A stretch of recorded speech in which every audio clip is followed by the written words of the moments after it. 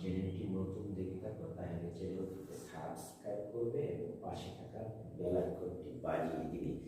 আজকে আমি এখান থেকে বিদায় নিচ্ছি।